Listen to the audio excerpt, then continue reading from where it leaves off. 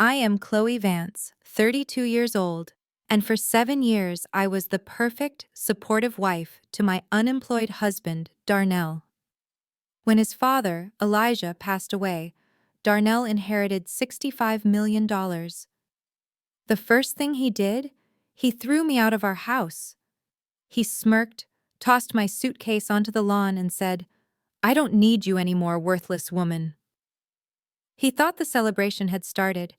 He had no idea what his father had actually planned. At the official will reading, the estate lawyer just gave him a look and asked, "Did you even bother to read the full will?" My ex-husband's panic was beautiful to watch. Before I tell you what that hidden clause said, let me know where you are watching from in the comments. Hit that like and subscribe button if you have ever been underestimated, because this is the story of how I took everything. The story truly begins just 2 days earlier. The rain was cold, unforgiving, soaking through my thin black coat. I stood at the gravesite, holding a cheap umbrella, my heart aching as I watched them lower the casket of my father-in-law, Elijah Vance. He was the only person in Darnell's family who ever truly saw me, the only one who ever showed me kindness. I cried silent tears, the cold mixing with the grief. A few yards away, under a large dry canopy, stood my husband, Darnell, and his sister Tasha. They weren't crying. Darnell, 34 and unemployed for as long as I'd known him, was busy scrolling on his phone, probably checking his bank alerts or sports scores. Tasha, 36 and dripping in designer morning clothes that must have cost more than my car, was whispering intensely to her husband, Ryan. Ryan, a slick lawyer Tasha had married, just looked bored. He clearly just wanted the will reading to happen so he could start calculating his wife's cut. The service ended. As the other mourners began to leave, I stepped forward toward the grave, wanting one last moment. I picked up a handful of wet earth to toss onto the casket, a final, private goodbye. Tasha's expensive heel clicked on the wet pavement as she moved to block my path. Her face was a perfect mask of polite contempt. "That's enough, Chloe, don't you think?" I froze, my hand full of dirt. "What do you mean, Tasha?" "The performance," she hissed, keeping her voice low so the pastor wouldn't hear. "The show is over. My father is gone. You don't have to pretend to be the grieving, dutiful daughter-in-law anymore. Your role in this family is finished." Before I could even process the cruelty of that statement, Darnell sauntered over, finally pocketing his phone. "She's right, Chloe. Stop being so dramatic." He looked at the dirt in my hand and sneered. "You act like you were close to him. My father barely tolerated you." I flinched. "That's not true." "Isn't it?" Darnell scoffed. "He always said you were a charity case. He told me he only put up with your non-profit nonsense because he felt sorry for you. You don't make any real money. You don't contribute anything. You're just around." His words felt like acid. He barely tolerated you. But my mind flashed back just 3 weeks ago. Elijah was frail, sitting in his study, the smell of old books and bourbon filling the air. He was coughing, holding a complex schematic for his logistics company, Vance Innovations. "Darnell doesn't understand this," Elijah had wheezed, tapping the paper. "He thinks these trucks just drive themselves. He only wants the money. But you, Chloe, you have an engineer's brain. You understand how the system works. You're the only one in this house who gets it." I came back to the present, the cold rain dripping from my umbrella. I looked at Darnell's smug face and Tasha's cruel smirk. I straightened my back. "You have no idea what your father and I discussed, Darnell." Tasha let out a sharp, ugly laugh. "Oh, I think we do. Ryan, my husband, the real lawyer, already looked at the preliminary drafts. Dad left everything to Darnell, the company, the house, the stocks, $65 million. She leaned in close, her expensive perfume making me nauseous. "So you better learn your place, Chloe. You better be very nice to us, because from now on you're living on my brother's charity, and his charity just ran out." I watched them walk away, laughing together as they got into their black Escalade. I stood alone at the grave, the cold dirt turning to mud in my fist. I wasn't just grieving my father-in-law. I was grieving the end of my life as I knew it. I had no idea how right I was. That night, the house was cold and silent. It felt wrong. The sprawling mansion, usually filled with Elijah's jazz music or the sound of the news, was just empty. I was in the kitchen, my hands wrapped around a warm mug of tea I didn't even want to drink. I was just trying to feel something other than the cold emptiness. My black funeral dress was still damp from the rain. I was exhausted, physically and emotionally, but sleep felt impossible. The sound of the front door slamming open made me jump, spilling tea onto my hand. I heard Darnell's voice, not in grief, but in triumph. Finally, it's about damn time. He burst into the kitchen, waving a thick cream-colored envelope from his father's estate lawyer.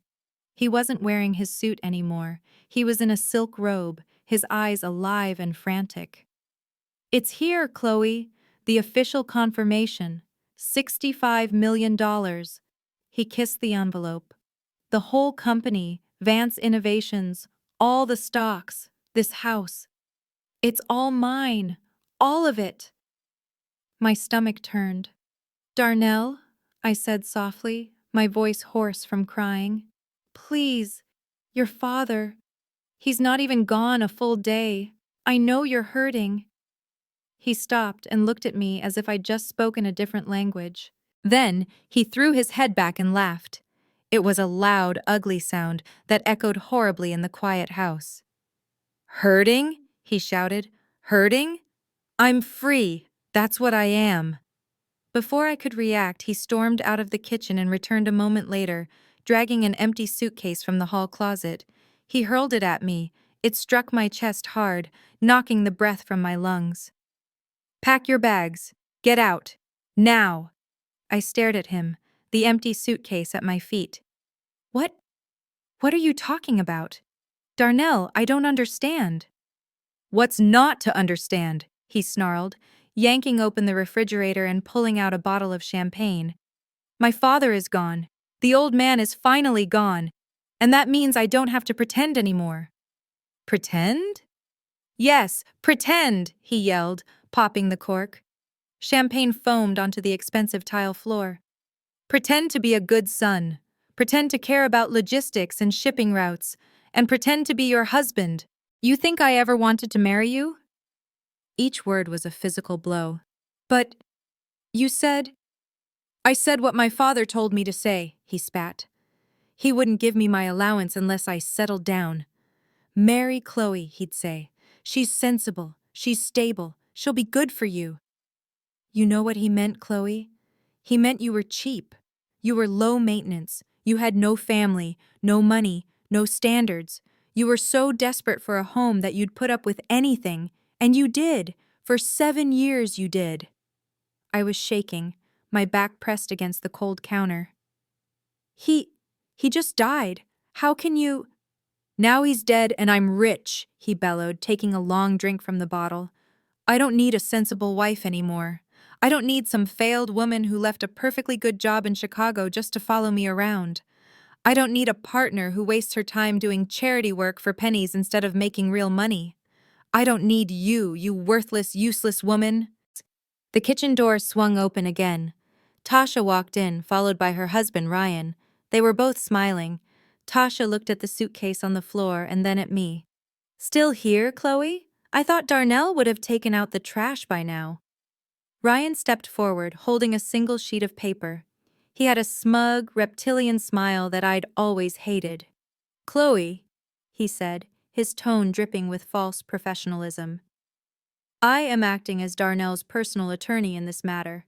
Darnell has authorized me to inform you that your name is not on the deed to this house or any other property. Legally, you are a guest, and your invitation has been revoked.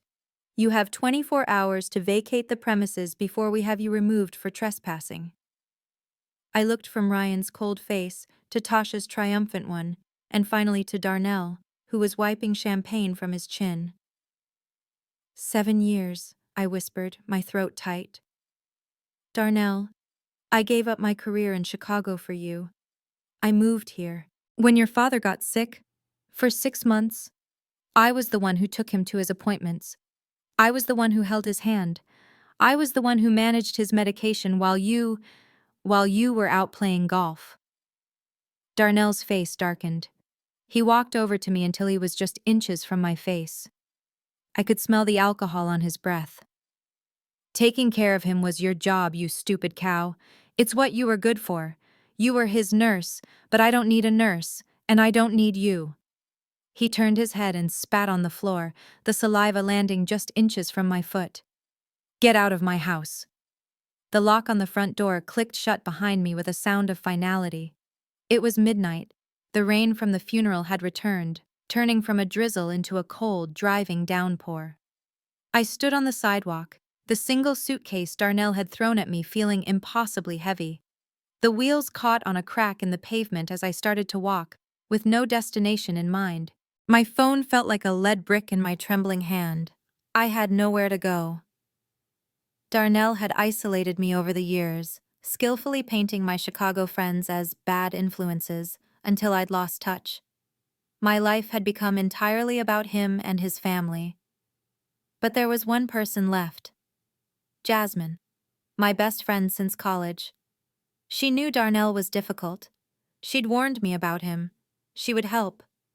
I ducked under the awning of a closed flower shop, shivering, and dialed her number. It rang once, twice. I was about to give up when she finally answered, her voice a strained whisper. Chloe? Oh my God, are you okay? It's 1 a.m. Tears streamed down my face, mixing with the rain. Jasmine, I need help. Darnell, he kicked me out.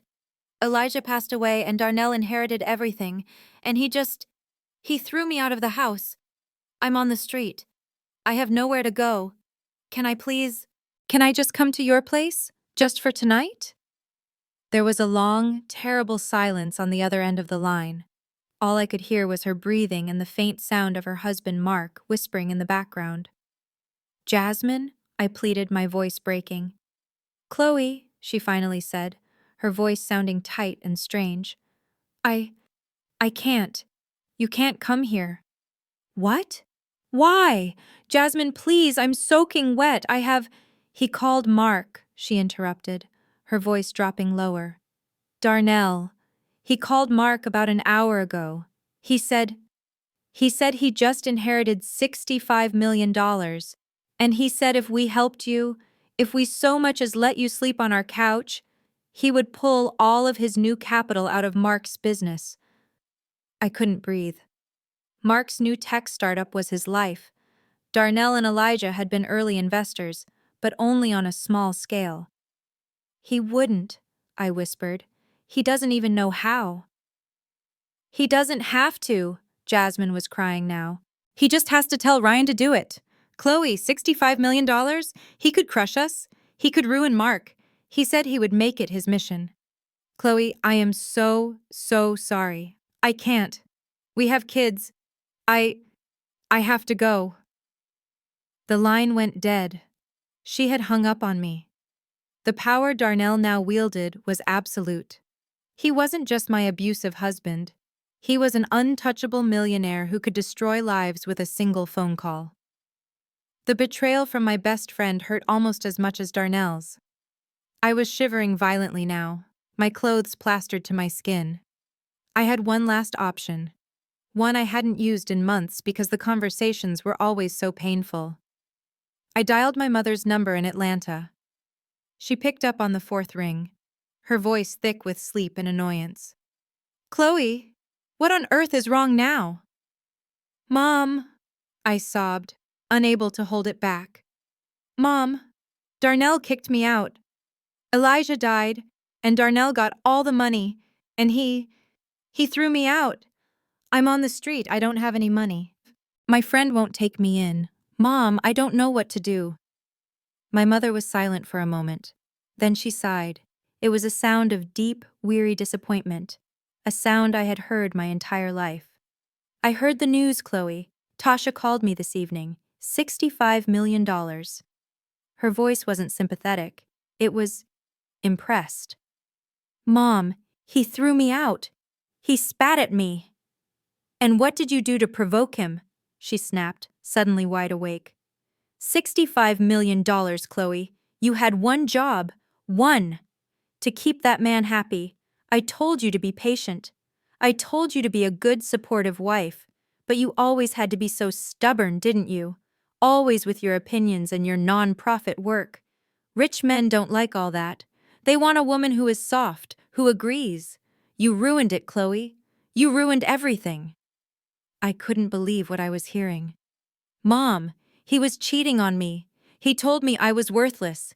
He threw a suitcase at my chest. Then you apologize, she shrieked. You get back to that house, you get on your knees, and you beg him to forgive you. You fix this. You don't throw away a $65 million life because your feelings got a little hurt. Go back and apologize to him right now. Mom, I cried, desperate for her to hear me.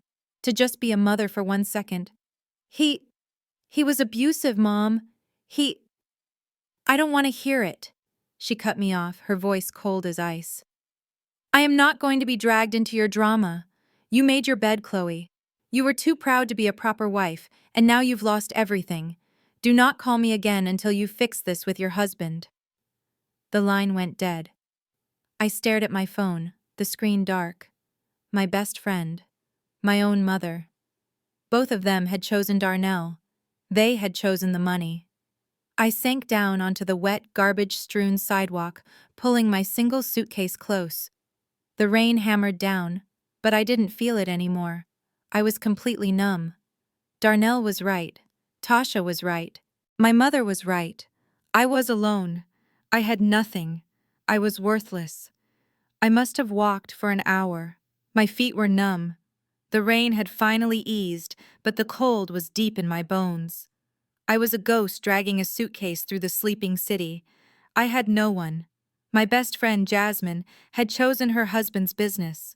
My own mother had chosen the fantasy of Darnell's $65 million over her own daughter. I was completely alone. But as I stood shivering under a flickering streetlight, a thought cut through the fog. A small, persistent thought I had not had in years. The key. I stopped, my breath hitching. I fumbled in the secret pocket of my wallet, the one Darnell never knew about, the one he never bothered to look in. My fingers touched the cold metal of a single old-fashioned key. The Southside apartment, my escape hatch.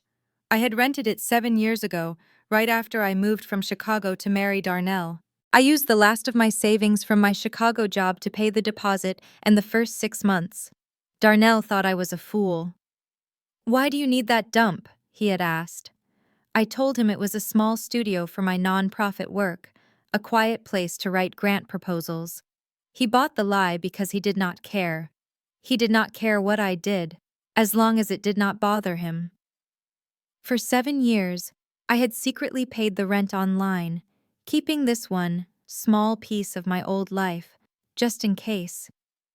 I never imagined just in case would look like this. It took me another 40 minutes to get there, dragging my suitcase onto the late-night bus. The neighborhood was humble, working class, a world away from the Vance mansion. The building was a simple brick walk-up. I climbed the 3 flights of stairs, my wet clothes dripping on the worn carpet. I slid the key into the lock of apartment 3B. It turned smoothly. I pushed the door open. The air was stale but dry. I flipped the light switch.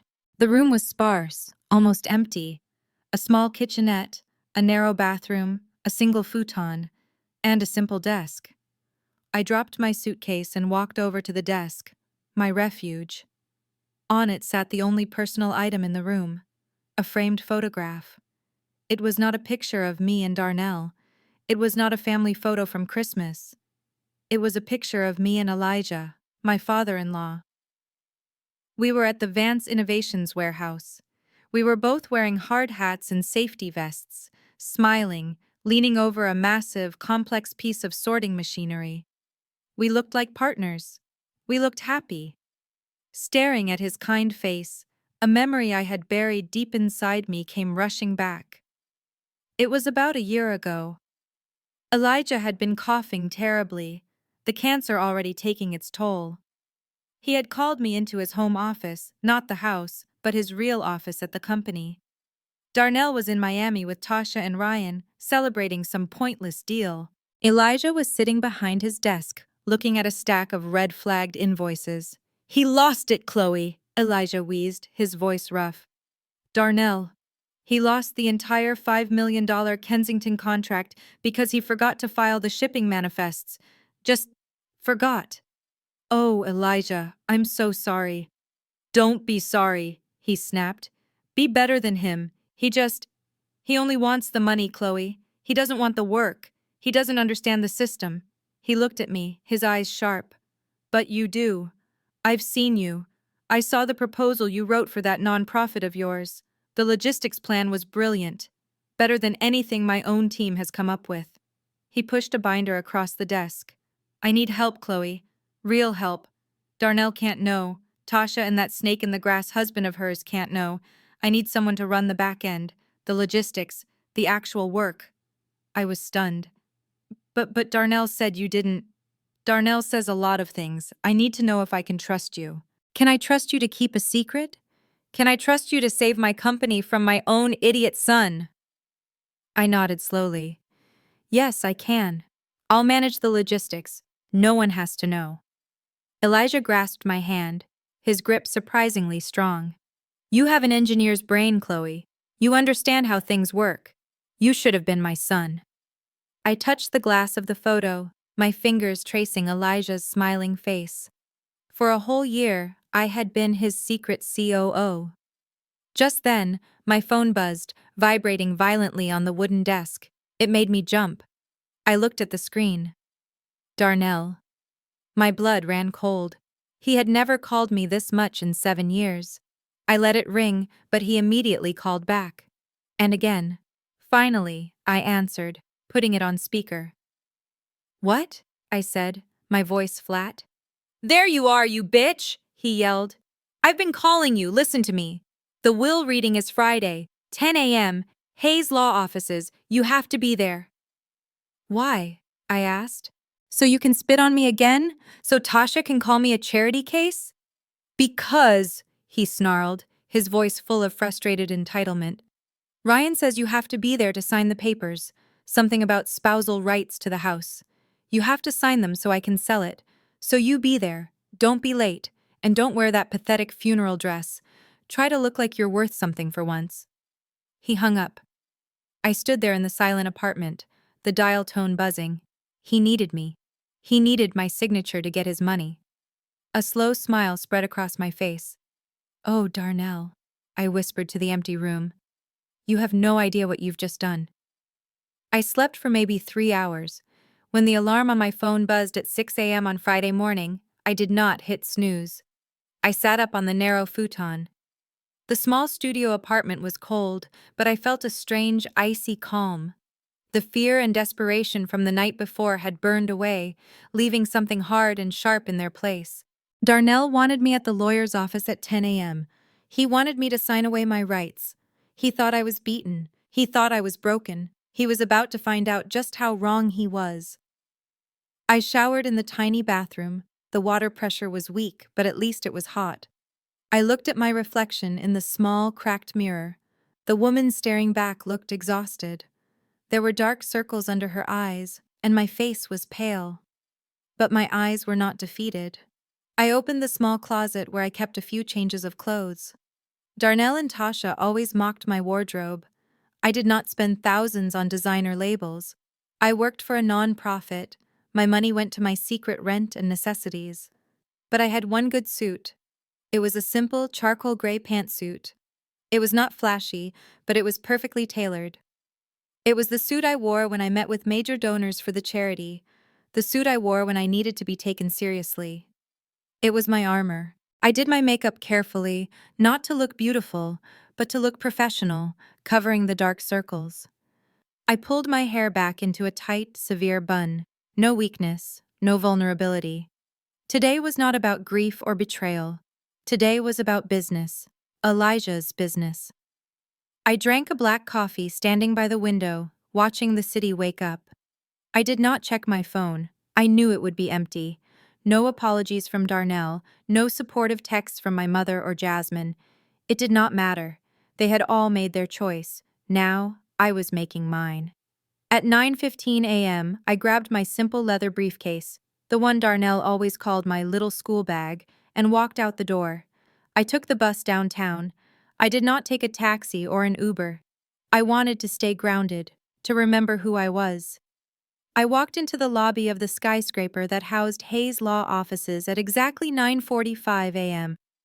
The opulence of the waiting room on the 40th floor was designed to intimidate. Plush white carpets, expensive modern art on the walls, and a panoramic view of the entire city. And sitting in the middle of it all, like royalty on their new thrones, were Darnell, Tasha, and Ryan. My breath caught. They had not just shown up, they had transformed. Darnell was wearing a brand new, flashy pinstripe suit, something Italian and expensive, probably costing $10,000. He had a new, blindingly gold watch on his wrist. Tasha was dripping in diamonds, a necklace and earrings that I knew for a fact had belonged to Elijah's late wife. She must have raided the estate safe before the will was even read. They were laughing, loudly. And then, Darnell was saying to Ryan, I'm going to buy the marina. Why just one yacht? I want the whole damn dock. The Miami villa Tasha found is perfect, Ryan said, sipping an espresso from a tiny cup. We can finalize the purchase this afternoon, as soon as this little formality is over. They had not seen me. I stood by the door, invisible to them, just as I had been for 7 years. They were already spending the $65 million. They were celebrating, not even 48 hours after Elijah's funeral. The disrespect, the sheer, profound greed, solidified the ice in my veins. I cleared my throat. I'm here. Their laughter cut off instantly. 3 heads swiveled toward me. Tasha's face twisted into a mask of pure disgust. Oh, look, she said, her voice carrying across the silent, expensive room. The sewer rat actually crawled out of her hole. Darnell smirked, looking me up and down. Jesus, Chloe, you're actually wearing that? What is that, your little charity fundraiser suit? The one you wear when you beg for donations? Tasha joined in, her laugh like broken glass. You look like you're applying for a secretarial job, Chloe, not attending a $65 million will reading. But I guess you wear what you know. You should have at least tried to look presentable. It's honestly embarrassing. I did not say a word. I just walked past them and sat in a firm leather chair on the opposite side of the room, placing my simple briefcase on the floor beside me. My silence, my refusal to react, clearly infuriated them more than any argument could have. Ryan, the white brother-in-law, stood up. He was the only one who seemed to have a plan. He walked over to me, his expensive shoes silent on the thick carpet. He placed a folder and a check on the table in front of me. It was a cashier's check for $100,000. All right, Chloe, he said, his voice low and threatening. Let's cut the drama. Darnell, in his infinite generosity, is offering you this. It's more than you've ever earned in your entire life. I looked at the check, but did not touch it. Here's the deal, Ryan continued, tapping the folder. You sign these papers. They waive all spousal claims to the estate, the house, the company, everything. You take your charity money and you disappear. For good. And if I do not? I asked, my voice quiet. Ryan's smile was gone. Then we make this complicated. We contest the divorce. We will countersue you for emotional distress during the marriage. We will drag your name through the mud and tie you up in court until you don't have a penny left to your name. We will ruin you. Do you understand me? I looked at his smug face. I looked at Tasha, who was now filing her nails, looking bored. I looked at Darnell, who was already back on his phone, admiring his new watch. No, thank you, I said. Ryan blinked, confused. What? I said no. I am not signing anything. I will wait for the official will reading, thank you. Darnell finally looked up, his face red with annoyance. Are you stupid? He's offering you 100 grand. Take the money, you fool. I'll wait, I repeated. Darnell scoffed. Still hoping, aren't you, you pathetic idiot? You really think my father left you something? He hated you. Before he could say more, the heavy oak door to the conference room opened. A woman in her 60s, with sharp eyes and an impeccable gray suit, stood in the doorway. It was Mrs. Hayes, Elijah's longtime attorney. We are ready, she said. Her eyes met mine for just a second, and I saw something. Not pity. Respect. Mr. Vance, Mrs. Miller, Mrs. Vance, please come in. The conference room was vast and cold. A long, polished mahogany table reflected the gray city skyline like a dark mirror. I sat on one side, alone, my simple leather briefcase on the floor. On the other side sat the victors, Darnell, Tasha, and Ryan. They looked like a pack of wolves energized by the kill, already dividing the spoils in their minds. They had been laughing when they walked in, but now a greedy silence settled over them. Mrs. Hayes sat at the head of the table. She was an older, impeccably dressed black woman who had been Elijah's lawyer for 30 years. Her face was a mask of professional neutrality. She opened a thick, leather-bound document. We are gathered today to read the last will and testament of Elijah Vance. As per his instructions, the will must be read in its entirety, with all named parties present. Tasha immediately leaned forward, her diamond earrings catching the light. Mrs. Hayes, can we please dispense with the formalities? We all know what this is about. Ryan, my husband, has already reviewed the preliminary asset summaries. It's quite straightforward. Just tell us the part where Darnell inherits the 65 million, have her. She flicked a perfectly manicured hand in my direction. Sign the waiver, and we can all get on with our very busy lives. Mrs. Hayes slowly, deliberately, put on her reading glasses. She looked at Tasha over the rims. No, Mrs. Miller, we cannot. Your father's will is a complex legal document, not a suggestion box. He was extremely specific that every word be read aloud. He was particularly insistent about the conditions and codicils. We will proceed as he instructed. Darnell let out a loud, theatrical sigh. Just read the damn thing already. My old man loved to hear himself talk, even from the grave. Let's get this over with so I can finally access my money. Mrs. Hayes ignored him. I, Elijah Vance, she began, her voice clear and steady, being of sound mind and body, do hereby declare this to be my last will and testament. She read through the first few paragraphs, the legal jargon washing over the room. Then she got to the minor bequests. To my alma mater, Howard University, I bequeath the sum of $50,000 for the Engineering Scholarship Fund. Tasha scoffed. 50 grand. He was always wasting money on that school. Mrs. Hayes continued, undeterred. To my housekeeper of 20 years, Maria Gonzalez, I bequeath the sum of $25,000 in gratitude for her loyalty. He gave the maid $25,000? Darnell whispered loudly to Ryan, who just shrugged, clearly impatient. To the Southside Community Youth Center, where my daughter-in-law, Chloe Vance, currently volunteers. My head snapped up. Darnell and Tasha both stiffened. I bequeath the sum of $100,000 to be administered by Chloe Vance for the creation of a new computer engineering program. Tasha slammed her hand on the table. This is ridiculous. He's giving money to her charity? He must have been senile. It's not her charity, Tasha, I said quietly. It's the community center. Silence, Ryan hissed at Tasha, his eyes on Mrs. Hayes. Let her finish. That's all just peanuts. Get to the real assets. Mrs. Hayes turned the page. We now come to the primary assets of my estate. This includes my personal properties, my stock portfolio, and all shares and controlling interest in Vance Innovations, valued at this time at an estimated $65 million. The room was utterly silent. Darnell was leaning so far forward he was almost off his chair. Mrs. Hayes continued, All said assets, properties, and the controlling interest of Vance Innovations I leave entirely to my only son, Darnell Vance. Darnell exploded. He shot up from his chair, knocking it over. Yes! Yes! $65 million! Did you hear that?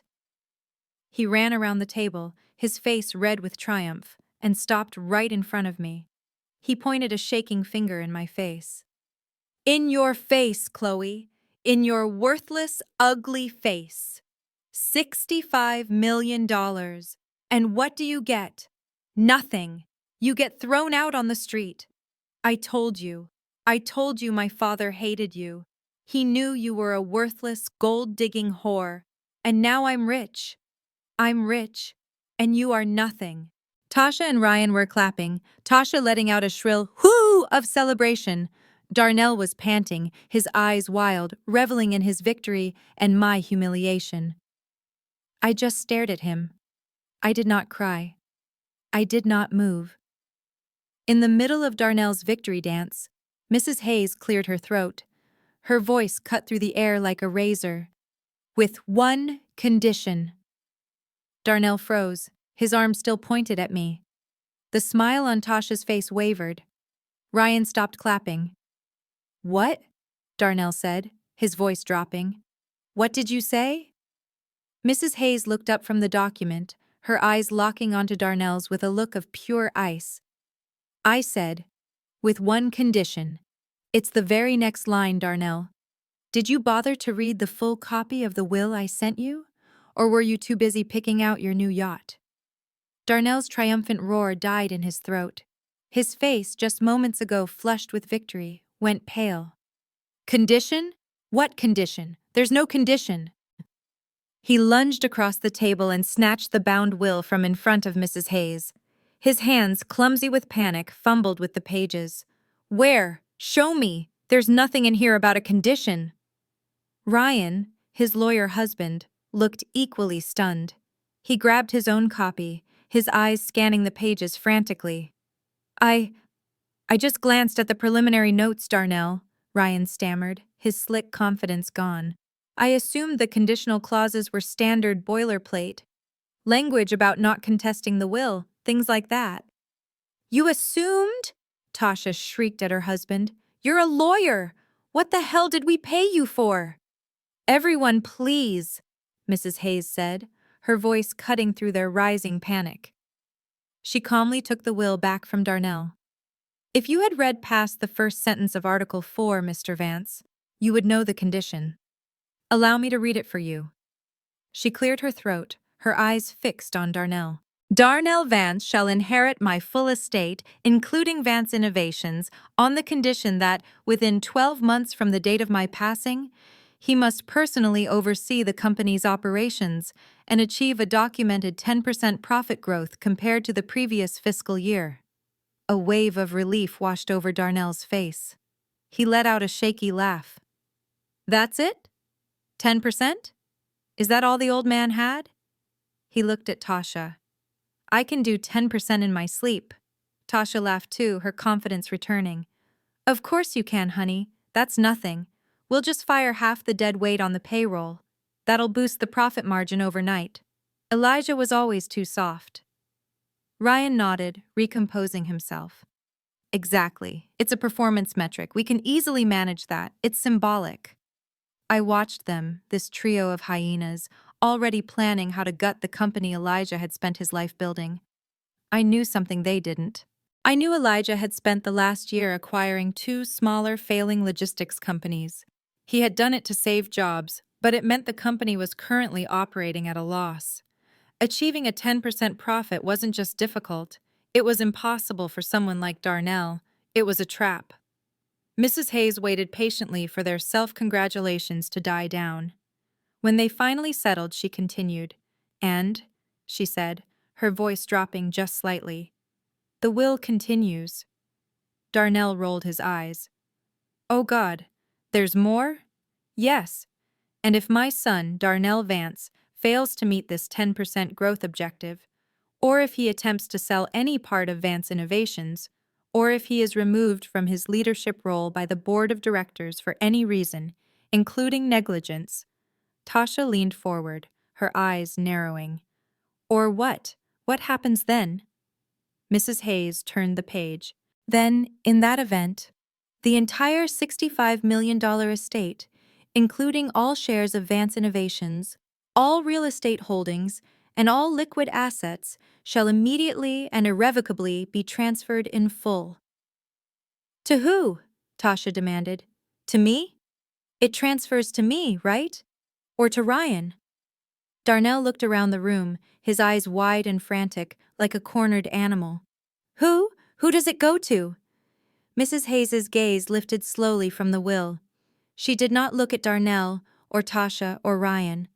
Her eyes settled directly on me, the woman they had all ignored, the woman Tasha had called a sewer rat. The will states, Mrs. Hayes said, her voice cutting through the stunned silence, that in the event of Darnell's failure, the entire estate shall be transferred immediately to my beloved daughter-in-law, Chloe Vance. The silence in the room became absolute. It was so quiet I could hear the faint ticking of the expensive clock on the wall. Darnell's mouth was hanging open, his face a mask of confusion. Ryan's legal pad slipped from his fingers and clattered onto the mahogany table. Tasha was the first to find her voice. What? It was not a word, but a shriek, a sound of pure, unadulterated rage. What did you say? Darnell finally processed the words. No, no, that's impossible. The old man was senile. He must have been. This thing? He jabbed his finger at me again, his whole body shaking. This bitch? She doesn't know anything about the company. She's a non-profit loser. She writes grant proposals. Ryan, the lawyer, finally found his voice, though it was shaky. Mrs. Hayes, this is highly irregular. It's grounds for a contest. We will claim undue influence. She clearly manipulated a sick old man. Mrs. Hayes held up a single, perfectly manacled hand. That, she said, a small, cold smile playing on her lips, is the most interesting part, Mr. Vance. You are quite right. Right? Chloe doesn't work for a non-profit. She hasn't, in fact, for 3 years. Darnell looked lost. What? What are you talking about? She leaves every morning in that stupid gray suit, carrying that pathetic little briefcase? She does, Mrs. Hayes agreed. And she drives to Vance Innovations, just as she has done every weekday for the last 36 months. She just parks in the executive garage, a privilege Elijah granted her himself. She turned the page again. Which brings me to Appendix B, Executive Appointments. 3 years ago, Mrs. Hayes read, her voice ringing with clarity. Elijah Vance, faced with declining profits and what he called gross incompetence from his son, secretly appointed Chloe Vance as the Shadow Chief Operating Officer, or COO, of Vance Innovations. She looked up at Darnell, whose face had gone from red to a sickly, mottled white. Are you wondering why profits have increased 30% in the last 3 years, Mr. Vance, while you were at home managing your portfolio, which I believe is what you told your father you did? It was not magic. It was Mrs. Vance. She looked at me. Every strategic partnership, every new logistics contract, every efficiency protocol that saved this company from bankruptcy was authored and executed by Chloe. Tasha was shaking her head, whispering, no, no, no, over and over. Ryan looked like he was going to be physically ill. Darnell just stared at me. His eyes were wide, unblinking. He saw me now, really saw me for the first time. The worthless woman, the charity case, the low-maintenance wife he had thrown out in the rain. You, he whispered, his voice cracking. It was you? I finally leaned forward. I had not spoken a single word since entering the room. I looked my husband in the eye, the man who had spat at my feet and called me a whore. I ran your father's company, I said, my voice clear and cold as ice. I ran it while you slept. I saved it while you spent it. I stood up, gathering my simple briefcase. And Darnell, I added, allowing myself a small, tight smile. You have exactly 12 months to figure out how to do my job. A job you didn't even know existed. Good luck. Ryan, his face slick with sweat, jumped to his feet. He was a lawyer, and lawyers never admit defeat. "This is absurd," he shouted, his voice cracking. "We will contest this. A secret appointment? A shadow COO? It's not legal. It won't hold up in court. We'll argue Elijah was not of sound mind. He was clearly being manipulated by her." He pointed at me, but his hand was shaking. The accusation felt weak, pathetic. Mrs. Hayes simply pressed a button on a remote control. "Elijah anticipated that argument as well, Mr. Miller." A large screen descended from the ceiling, covering the oil painting of Elijah's grandfather. The screen flickered to life. The image was high definition, showing Elijah sitting in his study. The date and time were clearly stamped in the bottom corner. 1 month ago, just 2 weeks before his death. He looked frail, yes, but his eyes were sharp, intelligent, and angry. "If you are watching this," Elijah said, his voice raspy but full of its old authority, "it means my idiot son Darnell is throwing a tantrum. It means he's finally realized that my $65 million empire doesn't just fall into his lap like a casino jackpot." Tasha gasped. "How dare he?" Elijah on the screen continued, as if hearing her. "Darnell, you are a disappointment. You are lazy, entitled, and you have the business sense of a hamster.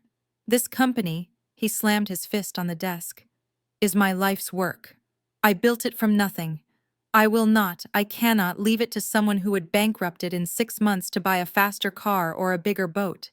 Darnell was sinking low in his chair, his face a mottled purple. "But Chloe," Elijah's expression on the screen softened. "Chloe has my brain. She has my grit.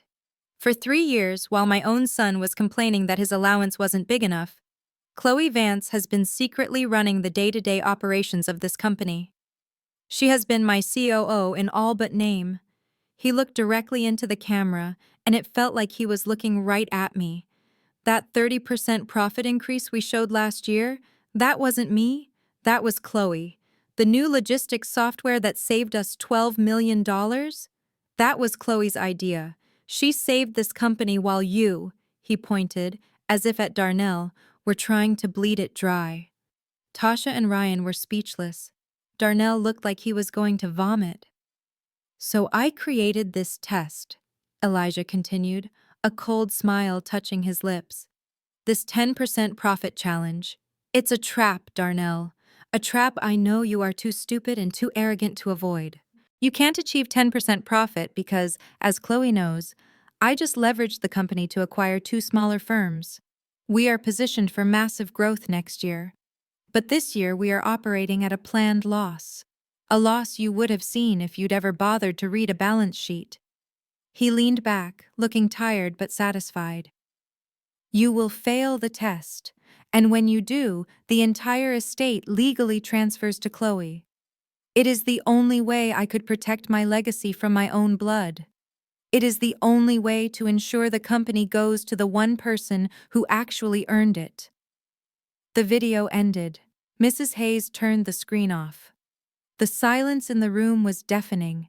Then, Elijah's voice filled the room one last time, this time from a speaker. It was a final audio addendum, his voice weaker, recorded just days before he died. "Chloe," he whispered, "I'm proud of you. I trust you. Don't let that fool, my son, destroy what we built. Protect my legacy. Protect my company. You are the real Vance in this family." The video clicked off.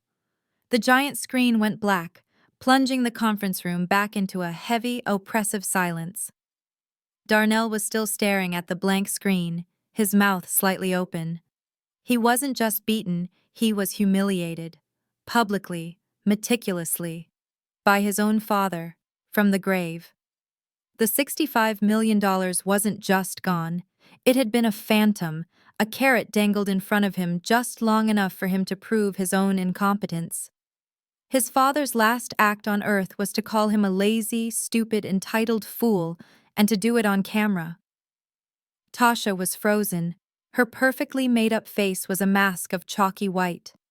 Ryan, the lawyer, the one who had been so smug just minutes ago, was shuffling his legal pads, his hands visibly shaking. He knew. They all knew. There was no legal argument against that video. It was a testator's final, undeniable, and devastating word. Darnell made a sound. It was not a word. It was a low, animalistic groan that started deep in his chest. He slid out of his expensive chair. He did not stand up. He slid, collapsing onto the plush carpet on his hands and knees. He looked utterly broken. And then he started to move. He crawled. On his hands and knees, this 34-year-old man in his brand-new $10,000 pinstripe suit crawled across the floor. He crawled past Ryan. He crawled past Tasha. He crawled right over to my chair.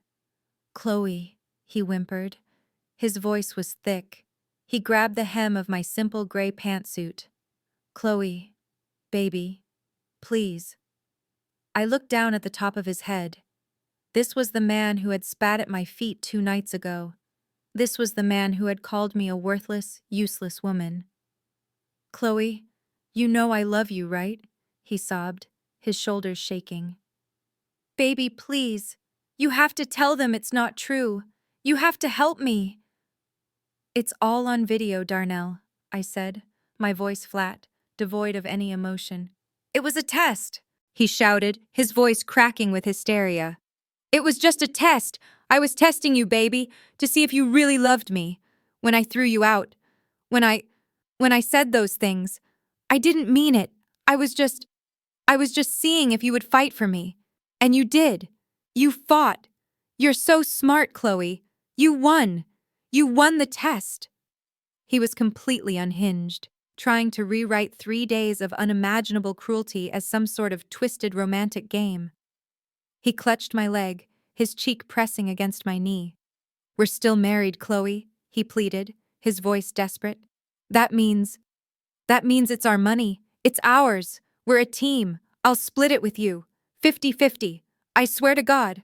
Okay, 60-40. You take 60. You can have 60%. Just tell Mrs. Hayes to stop. Tell her you forgive me." I looked at his hands, his flashy gold watch looking absurd as he groveled on the floor. I felt nothing. No pity, no anger, not even satisfaction. Just a vast, cold emptiness. I calmly reached down and unhooked his fingers from my ankle, one by one. He looked up at me, his face a pathetic mess of tears and mucus. I stood up, smoothing the wrinkles from my pantsuit.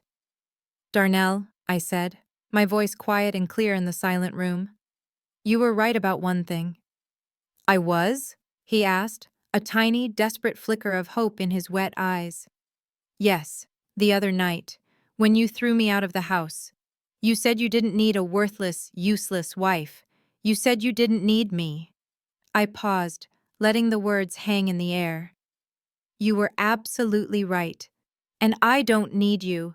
I don't need a lazy, unemployed, abusive husband. Get off the floor, Darnell. You're embarrassing yourself." He just stared at me, his mouth opening and closing, but no sound coming out. I turned away from him. I turned my back on my husband, on Tasha, on Ryan, and I looked at the only person in the room who mattered, Mrs. Hayes. She was watching me, her expression unreadable, but her eyes sharp. "Mrs. Hayes," I said, my voice strong and steady, "I would like to file for divorce, immediately." Ryan and Tasha, who had been frozen in horror, both gasped. "On what grounds?" Ryan stammered, trying to find his legal footing. "On the grounds of," I said, ticking them off on my fingers, "extreme emotional abuse, adultery, which he openly admitted to, and spousal abandonment, when he threw me out of my home." Mrs. Hayes nodded, making a note on her legal pad. "I will have the papers drawn up this afternoon, Mrs. Vance." She then looked up, a hint of a smile on her lips. "And as the de facto chief operating officer of Vance Innovations, will you also be pressing charges against Mr. Vance for willful damage to company assets? Firing the COO without cause, which is precisely what he did when he threw you out, has certainly caused significant harm to the company's stability and operational continuity. Tasha's face went from white to green. Ryan looked like he was going to faint. They hadn't even considered that. I did not even look at Darnell. I did not look at Tasha or Ryan. I did not answer Mrs. Hayes. The legal questions did not matter right now. The fight was over. I had won. I simply walked out of the conference room, my footsteps silent on the thick carpet. I left them in that room, frozen in their new reality. Darnell was still on the floor, a pathetic heap. Tasha and Ryan were staring at each other, the realization of their complete and total ruin just beginning to dawn on them. I walked down the marble hallway, past the reception desk, and toward the private executive elevator at the end of the hall. The one that required a special key, the one I had never used until today. I could hear Tasha's voice rise from the conference room behind me. "Where is she going? What is she doing now?" I heard Ryan whisper, "She's going to the elevator, but it's locked." Only Elijah had.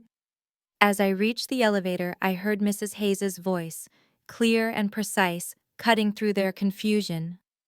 "Oh, my apologies. I did forget one final addendum from Appendix C regarding Mr. Vance's personal office." I slid the old-fashioned, heavy brass key from my briefcase, the key Elijah had given me. I heard Mrs. Hayes reading from the will, her voice echoing down the hall. "The key to my private office, along with sole access to my personal financial accounts and the executive elevator, I have already entrusted to the one person who understands their true purpose." I slid the key into the lock. It clicked open. "I gave this key to Chloe Vance 3 months ago, on the day I named her my successor." The memory was so clear it felt like yesterday. Elijah was in his study, the smell of bourbon and old paper. He had handed me the key. "You keep this, Chloe," he'd said, his hand covering mine. "Don't tell anyone. Not Darnell, not Tasha. This is the key to the brain. Don't trust anyone, not even Mrs. Hayes, not really. Trust yourself. You've earned this. Protect it." I pressed the call button. The polished brass doors of the elevator slid open with a soft, expensive sigh.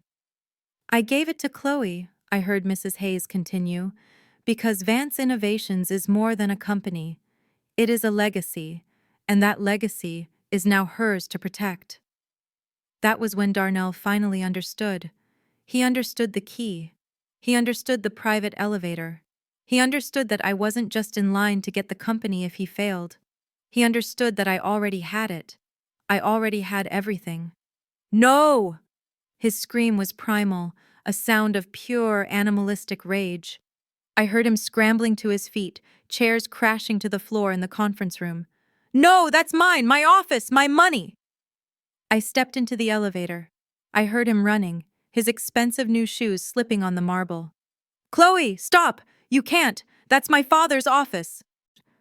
I turned, calmly, and looked at his face, contorted with rage and terror, as he sprinted toward me. I was not the worthless woman. I was not the charity case. I was not the fool. I was the one with the key. "It's my office now, Darnell," I said. The elevator doors slid shut, silencing his scream, and I began to rise. The elevator glided upward, the mechanism humming a soft, powerful sound of ascent. I stood alone in the small, wood-paneled space, my reflection staring back at me from the polished brass. The woman in the reflection looked tired, but her eyes were clear. The entire chaotic scene in the conference room felt floors below me, a distant, muffled shout. All I could hear was the click of the floors passing. 38, 39, 40.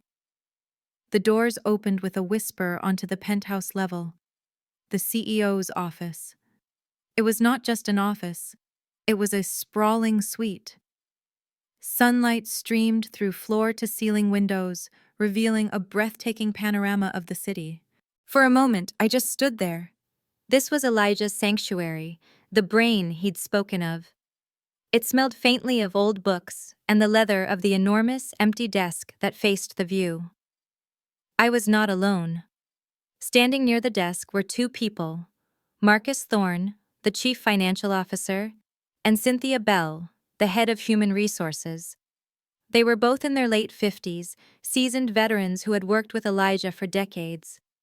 They had been my secret allies for 3 years, the only two executives who knew I was the shadow COO.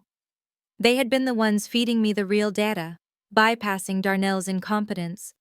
They both looked tense, their expressions uncertain. They had heard the commotion downstairs. They were waiting to see who had won. Cynthia Bell, a tall, elegant woman with her gray hair in a perfect twist, stepped forward first. She looked at me, and her professional mask melted into a slow, warm smile of profound relief. "Welcome back, Mrs. Vance," she said, her voice rich with meaning. Then she corrected herself. "Or perhaps I should finally say, welcome officially." I let out a breath I felt like I had been holding for 7 years. "Thank you, Cynthia. Marcus, I'm sorry about the noise. It seems the transition is going to be rockier than we'd hoped." "We've been handling the fallout all morning," Marcus Thorne said, his voice the gravelly monotone of a man who lives by numbers. He was holding a tablet. "Which brings us to the first order of business." I nodded, walking past him, running my hand along the smooth, cool wood of Elijah's desk. My desk. "We have a lot to do," I said. "Let's start with the damage." Marcus looked relieved to get straight to work. He tapped his tablet. "Darnell Vance has been busy. He was aware he was the preliminary heir. He called me at 8 a.m. this morning, before the will reading. He tried to authorize the immediate liquidation of $2 million worth of inventory from the West Coast warehouse." I looked up from the desk. "He what?" "He said he needed to free up capital for a new investment in Miami," Marcus said, his lip curling in distaste. "He was trying to sell $2 million of product at a 50% loss just to get cash today." I, of course, stalled him. I told him I needed authorization from the estate lawyer first. But he was insistent. I looked from Marcus to Cynthia. They were watching me, waiting. This was my first official act as leader. Darnell, in his infinite greed and stupidity, had given me the final piece of evidence I needed. He had not even waited a full day.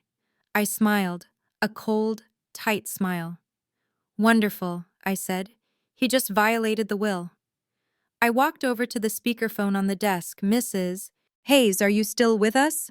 Her voice came through the speaker instantly, sharp and clear from the conference room 40 floors below. "I am, Mrs. Vance. I am currently informing Mr. Vance, Mr. Miller, and Miss Miller of the legal ramifications of what just occurred. The video and audio from Elijah's will have been most effective." "Mrs. Hayes," I said, my voice steady, "I have new information. My CFO, Marcus Thorne, is here with me. Marcus, please repeat what you just told me about Darnell's activities this morning." Marcus repeated his report clearly, detailing Darnell's attempt to sell $2 million of company assets at a massive loss. There was a pause on the line, and I could almost hear Mrs. Hayes smiling. "Well," her voice came back, "that settles that. According to Article 4, Section 2, any attempt to sell company assets without board approval or for personal gain constitutes a failure of the condition. The 12-month trial period is officially over. The inheritance clause is triggered. Congratulations, Mrs. Vance. You are now the sole owner of Vance Innovations and the entire $65 million estate, irrevocably." I heard a muffled scream from the speakerphone. Tasha's voice cut off abruptly. "Thank you, Mrs. Hayes," I said. I looked at Cynthia and Marcus. "All right. We have work to do." I pressed the intercom button for the building's head of security. "This is Chloe Vance in the CEO's office. Please execute Protocol Elijah 1 immediately. All locks on all executive offices and access points are to be changed, effective this second. Issue a building-wide alert. Darnell Vance and Tasha Miller are to be permanently barred from this property. Their corporate credit cards, and those of their spouses, are to be deactivated as we speak. And please send a security team to the main lobby. I believe we have a trespasser who is about to be very, very upset." The main lobby of Vance Innovations was a cathedral of glass and steel designed to impress. But right now, it was the stage for an incredibly ugly performance. Darnell was screaming, his face purple with rage, pounding his fist on the marble reception desk. I am Darnell Vance. I own this building. You can't lock me out. Do you know who I am? The receptionist, a young woman who looked terrified, was shrinking back in her chair. Tasha and Ryan were trying to de-escalate, but it was like trying to calm a wild animal. Darnell, shut up, Tasha hissed, yanking on his arm. You're making a scene. I don't care, he roared, sweeping a stack of brochures off the desk. I want her down here. I want Chloe down here right now. She's a thief. She's a... Sir, is there a problem here? Two massive security guards, the kind who usually handle corporate security, stepped up behind Darnell. They were polite, but their presence was a solid wall of muscle. Darnell spun around. Yes, there's a problem. This woman, he pointed at the receptionist, won't let me go to my office. My father just died. I am the CEO. The head guard, whose name tag read Marcus, didn't even blink. Mr. Vance, we've just received new directives from the executive office. Your access privileges to this building have been revoked. Darnell looked at him as if he'd just started speaking in tongues. Revoked? My privileges? I am the owner. I am the CEO. No, sir, Marcus said, his voice flat. Our directive comes from the CEO. Mrs. Chloe Vance, you are now considered a trespasser. Please leave the premises immediately. You can't do this to me, Darnell yelled, his voice cracking. I'll have your job. I'll have all your jobs. I'll sue. He lunged for the elevator bay, but the guards were faster. They each took an arm, their grips firm. Sir, we will not ask you again. Please leave peacefully. Get your hands off me! Darnell struggled, but it was useless. He looked desperately at Tasha. Do something, Ryan! Tell them! Tasha turned on her husband, her face a mask of panic and fury. Ryan! Do something! You're a lawyer, for God's sake! Stop them! Ryan, her white, smug husband, was no longer smug. He was pale, his hands shaking. He was staring at the legal-sized envelope Mrs. Hayes had handed him. I can't, he stammered. What do you mean, you can't? Tasha shrieked. Tasha, it's ironclad. It's perfect. The video testimony. The corporate appointments. Elijah built a fortress. We can't touch it. There's no grounds to contest. So what? Tasha screamed. Fight them anyway. Lie. Say she threatened him. Say something. Tasha, you don't understand, Ryan said, his voice dropping to a terrified whisper. He set us up. Elijah set me up. He documented my advice to Darnell about the asset sale. He documented my review of the preliminary will. Mrs. Hayes just informed me that I am listed as a potential co-conspirator in Darnell's attempt to fraudulently liquidate inventory. She's filing a report with the state bar. I could be disbarred for this, for advising Darnell on a will I didn't even read properly. Tasha stared at her husband, her eyes wide with horrified comprehension. All her plans, all her dreams of being the sister of a millionaire, of controlling the family fortune, evaporated. All she was left with was this pale, shaking, incompetent man. She looked at him with pure, unadulterated contempt. You idiot, she whispered. You useless, pathetic idiot. She turned her back on her husband. She looked at her brother Darnell, who was still struggling weakly as the guards began to physically drag him toward the revolving glass doors. He looked pathetic. A 34-year-old man who had just lost $65 million because he was too lazy to read a document and too arrogant to see the wife he called worthless. And you, she screamed at Darnell, you're a fool. You had it all. You had $65 million in your hand, and you lost it. To Chloe, you lost it all. You're a failure. Tasha turned, her diamond earrings swinging, and stormed out of the lobby, leaving her husband and her brother behind. Darnell stopped struggling. He just looked stunned, defeated. As the guards pushed him through the revolving door, Marcus, the head guard, paused and spoke into his shoulder radio, his voice loud enough for Darnell to hear. "Ma'am? Yes, he's off the premises." He then looked up, directly at the security camera in the corner of the lobby. "Yes, Mrs. Vance, the lobby is secure. We are watching." And I was. From the 41st floor window, I watched Darnell stumble onto the rain-slicked pavement. A man who had woken up a millionaire and was now, quite literally, left out in the cold with nothing. I stood at the massive window of the CEO's office, 41 floors above the city. I had watched the security guards escort Darnell out of the building, his body language still screaming in protest, even as he disappeared into the rain. He looked so small from up here. The intercom buzzed. It was Mrs. Hayes. "May I come up, Mrs. Vance? We have a few items to finalize." A few minutes later, she walked into the office, carrying her own leather briefcase. She looked around the room, at the heavy mahogany desk and the floor-to-ceiling bookshelves. "Elijah loved this view," she said softly. He said it reminded him that no problem was too big to solve. It just looked small from a distance. She sat down, all business. "Well, Chloe, you did it. Or rather, Elijah did. And you executed it perfectly." I was still processing. "So what happens now?" "Darnell failed the test by trying to sell the inventory. The clause is triggered. Is it really that simple?" "It is exactly that simple," Mrs. Hayes confirmed. Darnell's attempt to liquidate $2 million in assets was a direct violation of the clause. As of 10:17 a.m. this morning, he forfeited any and all claim to the estate. The $65 million, the company, the stocks, the real estate, it all transfers to you, free and clear. "Even the house?" I asked, thinking of the home Darnell had thrown me out of. "Especially the house," she said with a grim smile. "It was purchased during your marriage, yes, but with Elijah's money, which was put into a trust. Darnell had no claim to it until he inherited. Since he violated the will before the inheritance was finalized, he never owned it. And since he abandoned you, and you are filing for divorce on grounds of adultery and abuse, he has zero claim to any marital assets. He doesn't just get nothing, Chloe. He has nothing. He walked out of that building with nothing but his $10,000 suit and the watch on his wrist. And I suspect the credit card he bought those with was Elijah's." I let out a shaky breath. It was truly over.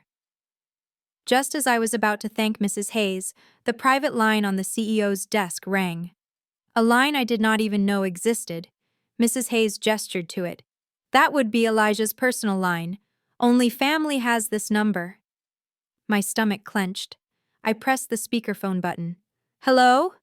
A voice shrieked through the speaker, so loud it was distorted. "Chloe, you devil, you whore! What did you do?" It was Darnell's mother, Brenda. I had not even realized she was not at the meeting. "Brenda," I said, my voice hardening. "I don't know what you're talking about." "Don't you lie to me. Darnell just called me. He's hysterical. He said you stole everything. You stole his inheritance. That was his. That was my son's money." "It was Elijah's money," I replied, my voice cold. "And he left it to me."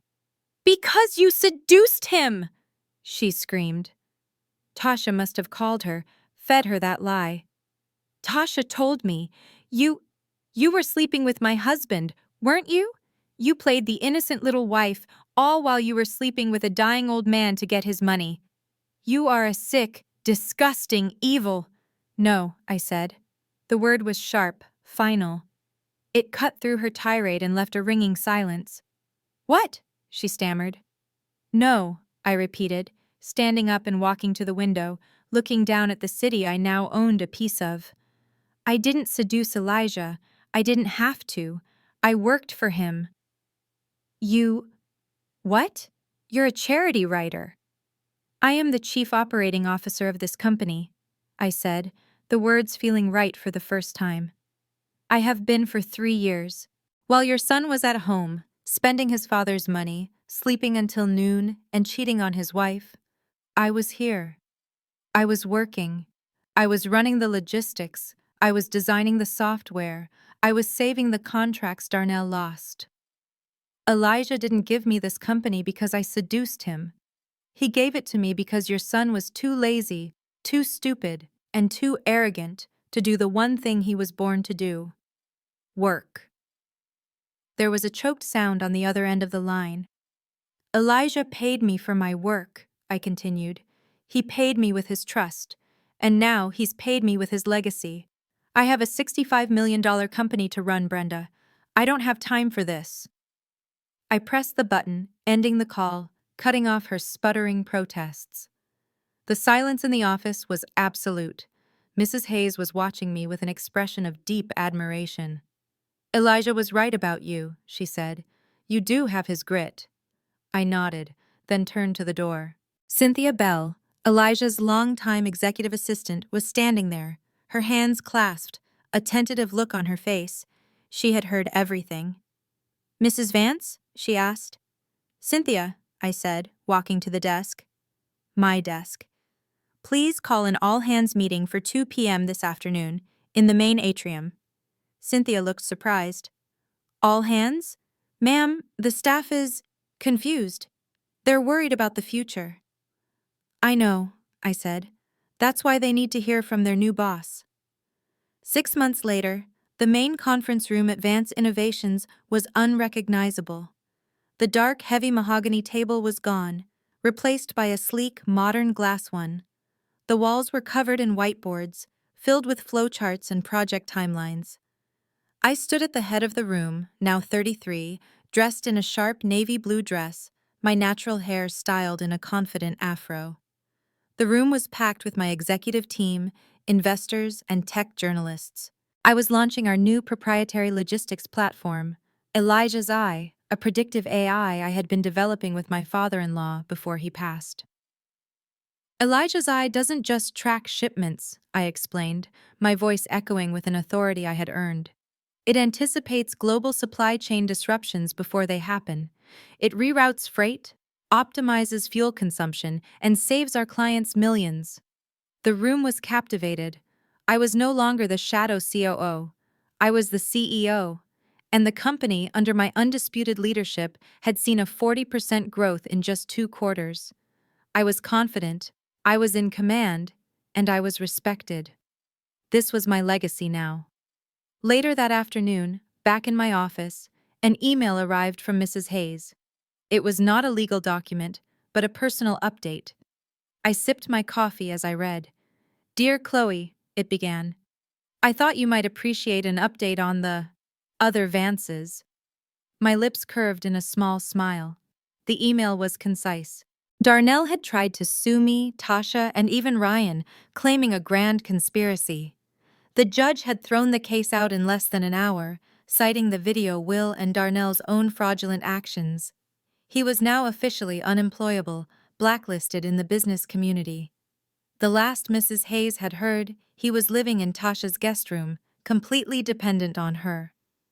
Tasha, in her arrogance, had leveraged her expected cut of Darnell's inheritance to make several high-risk investments with her husband, Ryan. When the $65 million evaporated, her creditors called in their loans. She had been forced to sell her mansion, her designer clothes, and her Escalade just to avoid bankruptcy. She was now renting a small condo with Darnell as her unwanted roommate. And Ryan, the smug white lawyer who had tried to intimidate me? His advice to Darnell had been so colossally incompetent and ethically bankrupt that it triggered an investigation by the state bar. He was facing disbarment. I closed the email. It was not triumph I felt, but a quiet, final sense of justice. They had not been destroyed by me.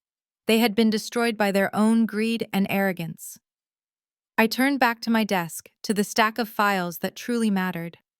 I was reviewing applications, just as I used to do in my old nonprofit job. But these were not grant proposals. These were applications for the Elijah Vance Engineering Scholarship, a fund I had established to send gifted, underprivileged African American students to top engineering programs. I was using Elijah's wealth to find more minds like his, more minds like mine. My assistant, Cynthia, buzzed the intercom. Her voice was hesitant, something I had not heard in months. "Mrs. Vance? There is a visitor in the lobby. He does not have an appointment." "Who is it, Cynthia?" I asked, initialing a scholarship approval. There was a pause. It's Darnell Vance. He says he's your ex-husband, and he's here to ask for a job." I sat there for a long moment, staring at the intercom. Cynthia's voice was still hanging in the air. He's asking for a job." The audacity of it was breathtaking.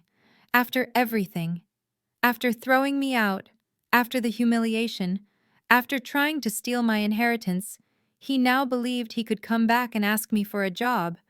The man who had called me worthless now wanted to be on my payroll. A slow, cold smile touched my lips. "Send him up, Cynthia," I said, my voice calm. "I'll see him." I stood up from my desk, Elijah's desk, and walked to the floor-to-ceiling windows. I looked down at the city, at the empire we had built. Elijah and I. My empire. I heard the private elevator doors open behind me with a soft chime. I heard footsteps, hesitant and shuffling, on the expensive rug. I did not turn around. "Chloe?" His voice was a ghost. Weak, thin, unrecognizable. It was not the voice of the man who had roared at me in triumph, or the man who had spat at my feet. This was the voice of a beggar. "You wanted to see me, Darnell?" I asked, still looking out at the city. "Chloe, please, look at me." I turned around slowly. The man standing in the middle of my office was a stranger. He was thin, gaunt almost. The expensive suit he'd worn to the will reading was gone. He was wearing a cheap, ill-fitting suit that looked like it was from a discount store. It hung loosely on his frame. He was twisting a crumpled hat in his hands, his eyes bloodshot and desperate. The golden watch was gone. The $10,000 suit was gone. The $65 million arrogance was gone. "You look terrible, Darnell," I said, not unkindly, just stating a fact. "I know," he whispered, taking a shuffling step forward. "Chloe, you look amazing.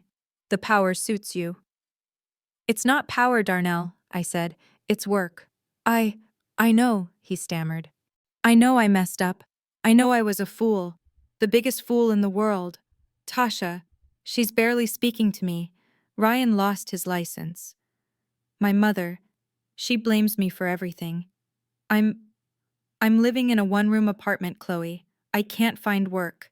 Nobody will hire me. The Vance name, it's poison. My name is poison." He took another step, his eyes pleading. "But you're doing it. You're running the company. You're amazing. Just like you always were. I was just too stupid to see it." "Yes, you were," I agreed. He was close now, close enough for me to smell the desperation on him. "Chloe, please, I'm begging you. Give me a chance, a real chance. I've learned my lesson, I swear. I'll do anything. I'll be your driver. I'll manage the warehouse. I know logistics. My father, I interrupted, my voice sharp as glass, wanted me to run this company. He wanted someone with a brain, Darnell, someone with integrity, someone who understood the work." But he would want you to help me," Darnell cried, tears welling in his eyes. "I'm his son, his only son. He wouldn't want to see me like this. He would want you to show mercy." "Mercy?" I repeated the word, letting it hang in the air. "You mean the same mercy you showed me? When you threw me out in the rain? When you spat at my feet and called me worthless? The same mercy you showed when you and Tasha planned to steal my inheritance, an inheritance you didn't even know existed? The same mercy you showed when you tried to sell off this company's assets for quick cash?" "I was upset," he wailed. "I was grieving." "You were celebrating," I corrected him. "You were drinking champagne while I was sitting on a wet sidewalk. You were buying new suits while I was calling a friend who was too scared of you to help me." You were telling my own mother I was a whore, while I was hiding in a tiny apartment I had to keep secret from you for 7 years. I walked to my desk and sat down in the large leather CEO's chair. I looked at him, the broken, pathetic man who had, for 7 years, made my life a quiet hell. My father-in-law wanted me to run this company, I said, my voice final. And I am running it, and I'm doing a very, very good job. I pressed the intercom button on my desk. Cynthia, please send security to the CEO's office. Darnell's face crumpled. No, Chloe, please, don't do this. I'm your husband. We're still married. The divorce was finalized 3 months ago, Darnell. You didn't even show up to court. The elevator doors opened, and the two large security guards, Marcus and his partner, stepped in. They saw Darnell and immediately understood the situation. Mrs. Vance? Marcus asked. Please escort Mr. Vance from the building. He's trespassing. No, Darnell shrieked as they grabbed his arms. You can't do this to me. I'm a Vance. This is my name on the building. You'll be nothing without that name. You're nothing but a nobody. The guards dragged him out, his screams echoing as he was pulled into the elevator. You're ungrateful. You're a thief. You'll be nothing without me. The elevator doors closed, and the office was blissfully silent. I sat there for a moment, the only sound the quiet hum of the city below. He was wrong. I wasn't nothing. I was everything. I picked up my phone and dialed Mrs. Hayes. Mrs. Hayes, it's Chloe. Yes, everything is fine. I'd like to finalize the paperwork we discussed. Yes, the name change. I swiveled in my chair to face the window, looking out at my city. That's right. Vance Logan Innovations. Logan is my family name. It's time I took it back. And yes, please proceed with the civil suit against Darnell and Tasha for the fraudulent inventory sale. I want them to understand the consequences of their actions. Thank you. I hung up. I had lost a husband. I had lost the toxic family that came with him. But I had gained $65 million, a company, a legacy, and most importantly, I had gained myself. And I was just getting started. This story teaches that true worth is built through quiet competence, not loud entitlement. While Darnell and Tasha dismissed Chloe as a worthless woman, she was secretly the one running the entire $65 million company. They celebrated a victory they hadn't earned, failing to realize the will was a trap set by Elijah to expose their greed and incompetence.